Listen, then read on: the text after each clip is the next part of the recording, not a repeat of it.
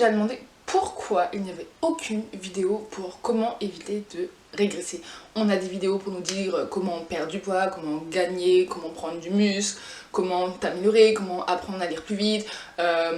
comment apprendre une nouvelle langue, mais à aucun moment on te dit comment faire pour garder ce niveau, tu vois, pour garder ce niveau constant. Par exemple, lorsque tu t'es amélioré, disons que tu as amélioré ton anglais, comment faire concrètement pour garder ce niveau. On te dit toujours comment faire pour passer du niveau A au niveau B, mais on te dit jamais comment faire pour rester au niveau A, on te dit jamais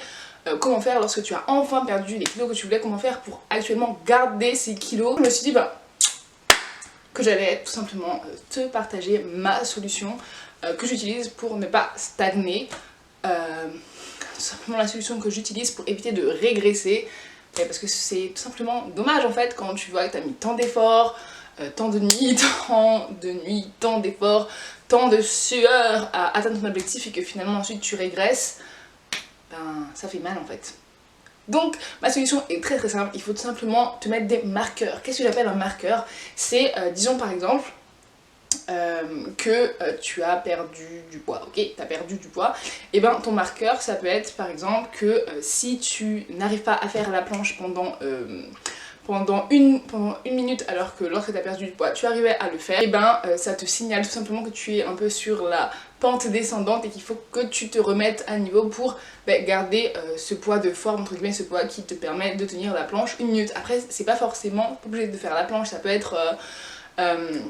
par exemple, si on prend l'exemple des langues, disons que tu as eu un certain niveau et que ce niveau-là te permettait, je sais pas, d'avoir une discussion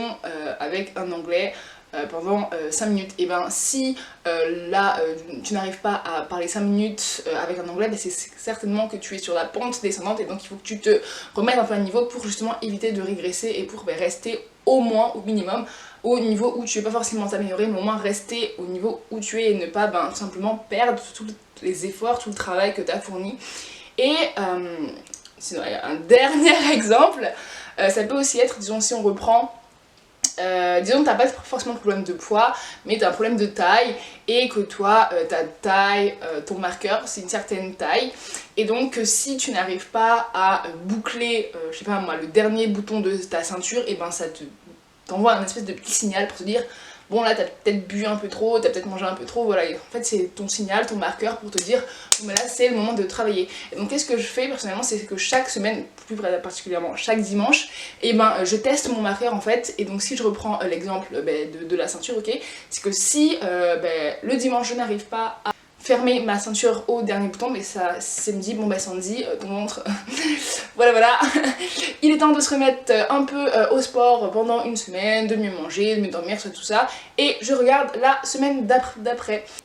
Il y a une petite astuce mentale que je fais, parce que je suis quelqu'un qui n'aime pas perdre, je pense qu'on est un peu tous comme ça, et j'aime pas quand j'ai un échec, et donc disons,